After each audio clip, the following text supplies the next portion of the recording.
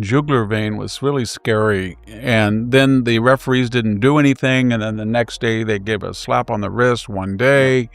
And then immediately they started to turn around. The girls involved said, we're victims. We're getting racist comments. Well, welcome to the club. If you are in the public squares, I can tell you that I've had some of the worst threats in my life on online comments and emails. But this wasn't basketball. This was a calculated administrative hit. Those chilling words didn't come from an angry sports fan on social media. They came from some of the most respected geopolitical and cultural minds in the world today. The Caitlin Clark saga has officially broken out of the sports arena and shattered the global news cycle. What the WNBA thought they could quietly bury as standard veteran physicality has just been completely exposed on a global scale. Renowned social and political commentator Victor Davis Hanson, alongside sharp cultural analysts like David Victor, have officially entered the chat, and they are bringing a level of heat that the league office is absolutely not prepared to handle. They are openly stating what millions of fans have suspected for months. Caitlin Clark was targeted. She was assaulted on national television, and the entire system, from the head coaches to the referee union, is actively working together to ensure she never gets justice. The corporate sports establishment is currently in absolute damage control because the truth is finally out. Let's look at why this drama just exploded exponentially across the globe. For the past year, the mainstream sports media tried to gaslight the consumer base, telling everyone to look away from the dangerous non-basketball plays targeting number 22. But when a generational superstar is repeatedly hit in the neck, throat punched, and left entirely unprotected by the officials on the floor, it stops being a game. It becomes an institutional failure. Is that she's a multifaceted athlete. It's not just because she's white or straight. She can shoot three-pointers, and she's huge, tall, and gangly, but she's tall. She can rebound. She can pass. She's a composite player, and she's not just a muscle person, or she's not. And I think that it's got to a point where they're going to try to kill her. I really do believe that. Whether it's going to be, intentional I know they're going to try to hurt her permanently. And they think it's cute because the perpetrator posted something, I think, right afterwards. Do you want that? And then she took it down. But when intellectuals like Victor Davis Hanson step back and analyze the situation, they see a much darker pattern. Hanson points out that the WNBA is currently cannibalizing its own success due to deep-seated resentment and administrative incompetence. The league invited millions of new eyes, record-breaking television ratings, and billions of dollars in corporate sponsorships solely on the back of Caitlin Clark. Yet, instead of protecting their golden goose, the establishment chose to coddle the aggressors. This isn't just bad officiating anymore. This is a systemic operation designed to suppress an icon, and the world is finally calling it what it is, a corporate setup. The public backlash has now intensified into a roaring firestorm centered directly on Alyssa Thomas and DeWanna Bonner. And put together this, a team full of high-achieving women. They're trying to clean up these players' image. You got DeWanna Bonner, who quit on the Indiana Fever. You got Alyssa Thomas, the dirty linebacker. Shout out to Pope, Alyssa Thomas, Vontez Burfict of the WNBA. You have Ka Copper from Philly. Ka Copper. Oh, we weren't here in 2020, whatever year, but we're made aware, Ka Copper, of you talking to the in the press conference saying, "Hey, what you think? What you think? Why are you asking me questions? What you think?" They're trying to clean up these ladies' images. Let's see what we got, shall we? Yeah, okay. Hi, my name is AT, and I'm most proud of winning an Olympic gold medal. Hi, I'm DeWanna Bonner, and I'm proud of being in the league for 16 years. Cute! That's cute. I'm Kalia Copper, and I'm a WNBA champ and an Olympic gold medalist. And I'm going in the front. What if I can't spell?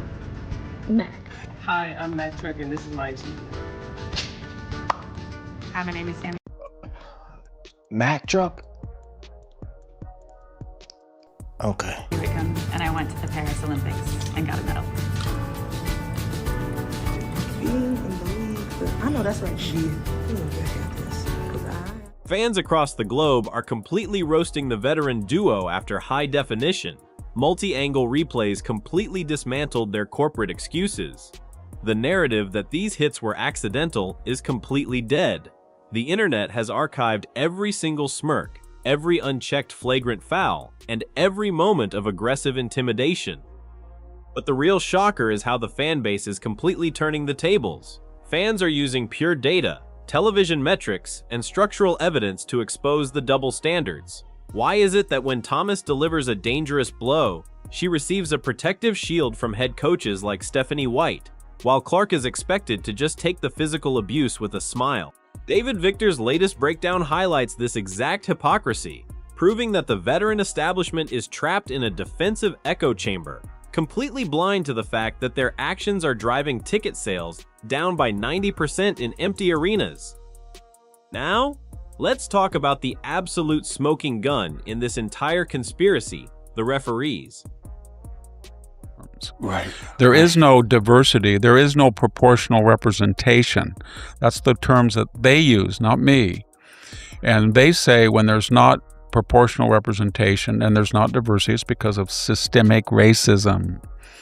It isn't, I don't think. I think it's because of cultural trends or whatever, emphases of different cultures in different areas of expertise. But my point is that if they're going to treat, if that league and its coaches and its referees and its owners want to establish the principle, and they have established it, that any brilliantly talented white girl who goes there and has a following that transcends race, because a lot of I looked at some of the clips. She has a lot of Mexican American, Asian, everybody type fans, right? Black fans. Yeah. There's been a lot of black people who come out and deplored what happened to her, right? And if they don't want that type of person in there, and they're going to try to hurt them permanently to get rid of them, then I think people should do a left-wing boycott. They shouldn't watch it.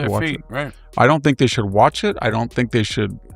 I think they should go after the sponsors who that sell ads during the broadcast. They should go after the broadcast. Should do just what the left does, to tit for tat. Just say, you know what, this is a endemically, systematically racist enterprise, and you know what's going on. You know that this person is targeted because she's white.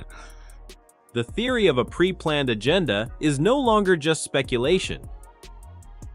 Analysts are pointing out the mathematical impossibility of 3 professional, eagle-eyed officials standing less than 5 feet away from a literal throat punch and failing to blow a single whistle. The immediate suspension of a game official behind closed doors was the ultimate admission of guilt by the front office.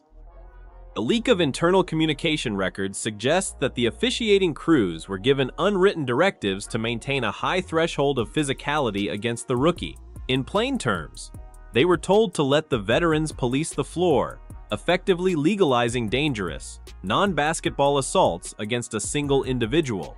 This revelation has sent shockwaves through the legal and corporate worlds.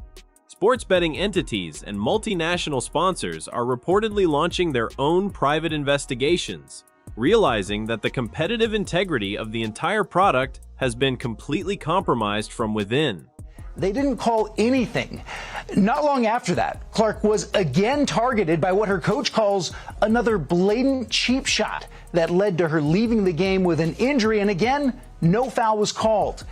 After the game, the Indiana Fever coach was livid that the officials in the league continue to allow this kind of thing to happen. Yo, that image is crazy. That is crazy what's going on, man. They all over the damn news again. Kathy, you ain't been on the news since Nafisa Collier blasted your ass after they got eliminated last year by this same goon who is the reason that Nafisa Collier is still out with injury. Kathy, y'all all over the news again, girl. WNBA Rico. We have a generational talent and a WNBA superstar who had 2 cheap shots right there that weren't called. And I just say, again, absolutely unacceptable. And it's just, when you have these things continue to happen time again, eventually it gets frustrating.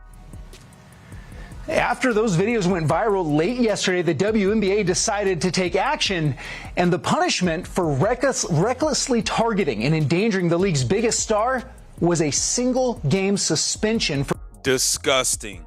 A single-game suspension is absolutely disgusting, Kathy Engelbert. You ought to fire your damn self. For Alyssa Thomas, and a flagrant foul, too, that carries a $1,000 fine. The entry of high-profile figures like Victor Davis Hanson means the WNBA can no longer hide behind standard sports PR statements. This is now a case study in institutional self-destruction. The league is learning a brutal, multi-million-dollar lesson in consumer economics. You cannot alienate, gaslight, and attack the very audience that pays for your ecosystem.